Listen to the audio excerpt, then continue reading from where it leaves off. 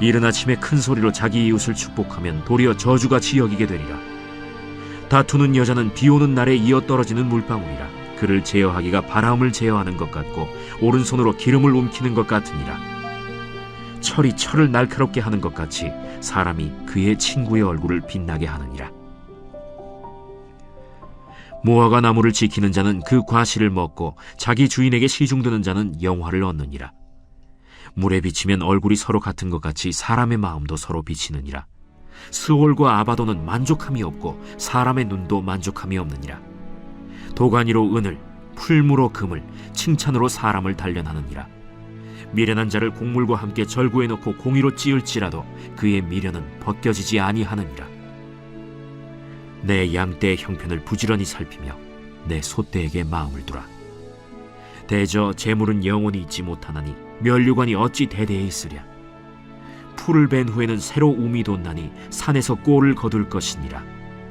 어린 양의 털은 내 옷이 되며 염소는 밭을 사는 값이 되며 염소의 젖은 넉넉하여 너와 내 집의 음식이 되며 내 여종의 먹을 것이 되느니라. 할렐루야. 오늘도 생명의 진리의 말씀을 통하여서 우리의 또 새로운 오늘의 하루가 말씀 가운데 뿌리를 내리며 견고히 서가는 복된 자녀들 되기를 소망합니다. 오늘 말씀의 제목이 성품의 연단입니다. 성품의 연단. 여러분은 오늘 제목과 같은 이 단어, 특별히 진하게 표시되어 있는 연단이라는 단어를 보실 때에 어떤 마음이 드십니까? 연단이라는 단어만 볼 때 그렇게 그다지 달갑게 맞아지지는 않을 것 같습니다. 연단을 좋아하는 사람이 과연 얼마나 될까 생각할 때에 극소수에 불과하지 않을까, 거의 없지 않을까라는 생각이 듭니다. 연단이라는 단어 자체에 느껴지는 고통, 참기 힘든 어려움이 나도 모르게 느껴지기 때문입니다. 특별히 또 인생의 고통의 연단 가운데 있다라고 한다면은 더욱더 그러할 것입니다.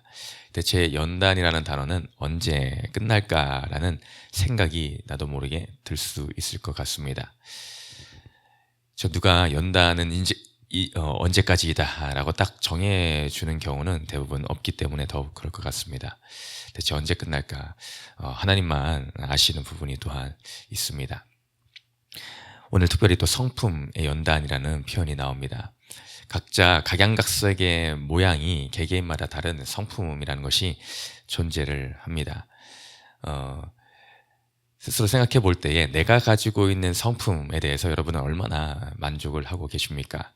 대부분 인간인지라 내가 갖고 태어난 부분에 그 좋은 부분이 있음에도 불구하고 그것보다는 아무개 누군가가 갖고 있는 성품을 부러워하는 경우가 대다수입니다.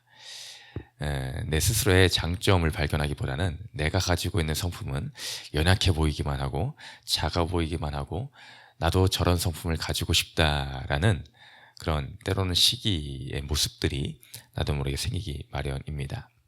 물론 그럴 수도 있습니다. 약한 부분이 있죠. 나의 약함을 발견함으로 그것을 좋은 장점으로 또 승화시켜 되는 부분이 있습니다.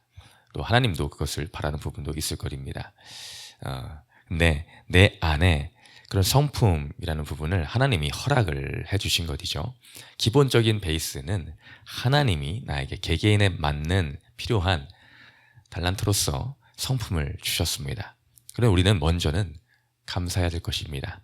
하나님 앞에 나라는 존재로서 창조하시고 지으시고 나의 이런 내적인 내면의 모습까지도 조성하신 분, 그분은 당신이십니다. 그분은 하나님, 나의 아버지십니다. 그것을 먼저 입술로 고백을 할 때에 하나님이 그 인정함의 그 고백, 그 기도를 들으시고 더 좋은 모습으로 우리를 만들어 가실 줄 믿습니다.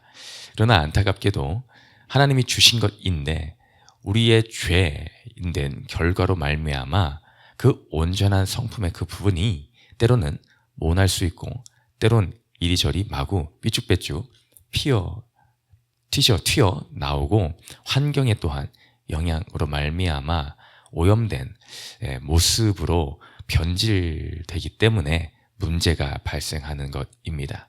하나님은 완전하신 분이시지만 우리의 죄의 결과로 그렇게 될 수밖에 없었다라는 것조차도 인정해야 됩니다.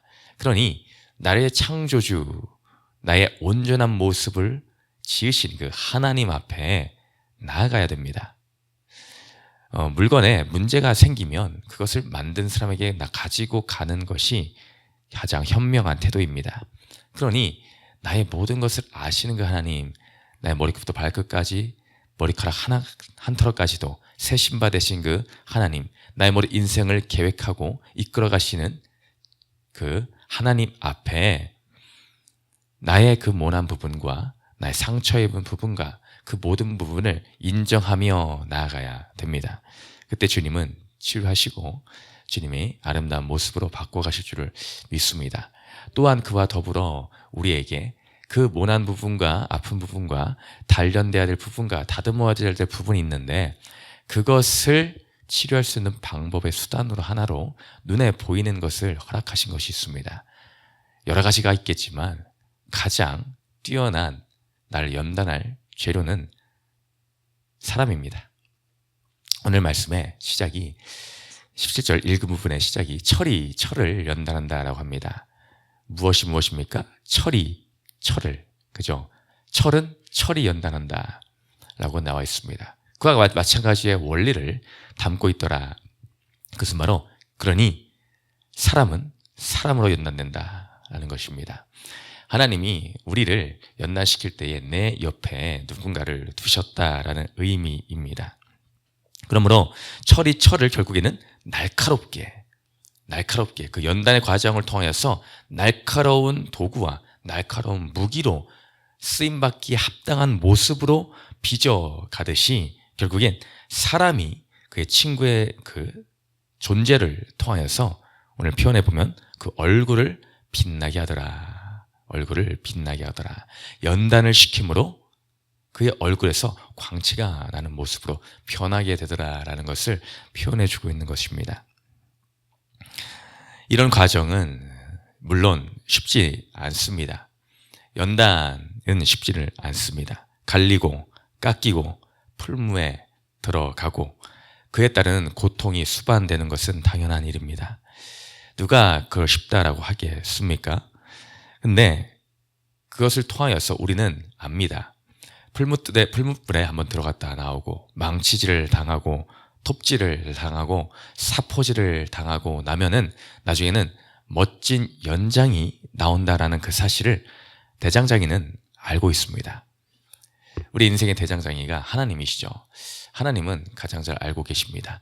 나보다 더 잘 아시기 때문에 나에게 합당한 연단의 도구로 그 어떤 한 인물을, 어떤 한 지체를, 어떤 가족을, 형제를, 어떤 사업장에서는 어떤 또 동료를, 직장에서는 상사를, 또한 후임을 나에게 붙여주시더라.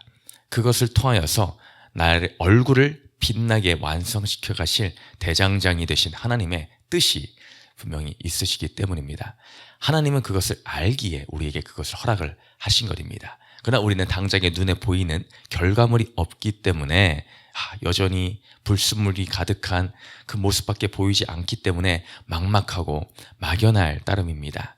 그러나 우리는 대장장이 되신 하나님의 시선으로 나의 완성시키실 그 결과의 모습을 소망 삼고 바라보며 매 순간 찬양으로 나아가야 될 줄을 믿습니다. 그때 주님은 우리를 결코 실망시키는 분이 아니십니다. 주님은 우리의 그 모습을 가장 아름다운 모습으로 만들어 가시기에 충분한 능력이 있으신 분이십니다. 그러니 그것을 신뢰합시다. 내 옆에 여러분은 연단이라는 단어를 말할 때에 누가 떠오르십니까? 누가 머릿속에 비춰주십니까? 떠오르기 싫은 이름과 떠올리기 싫은 얼굴들이 있지는 않으십니까? 그러나 그것을 보셔야 됩니다. 그 존재가, 그 지체가 하나님이 나를 단련시키기 위해서 허락하신 최상의 훈련 도구시구나. 최상의 훈련 도구시구나. 이것이 인정되는 것부터, 시작이 되는 것입니다. 나의 연단의 그 자리에 그것이 인정될 때에 더욱더 나의 연단의 효과가 더욱더 나타날 것입니다. 그것을 내가 피하려고 하니까, 인정하려고 하지 않으니까 그 연단의 세월이 길어지고 또 길어집니다. 세월아 내월아 계속 길어집니다. 왜? 연단받기 싫어하니까. 아니, 연단을 받아야 되는데, 꼭 받아야 되는데, 그래야 주인이 쓰기에 합당한 도구로 거듭날 수가 있는데, 그걸 자꾸 피하고 내가 무시하고 거부를 하니 그 기간만 늘어날 뿐입니다. 늘어납니다. 나는 그 환경이 싫어요. 나는 그 사람이 싫어요. 회피하고 또 회피하면은 그게 회피한다고 끝난다라는 생각에 빠져서는 안 됩니다. 꼭 지나쳐 가야 할 그때가 있습니다. 그 사람이라는 것이 있습니다. 그것을 피하면은 또 다른 연단의 도구가 나를 기다릴 뿐입니다. 앞서 우리는 예레미야 큐티를 하였습니다.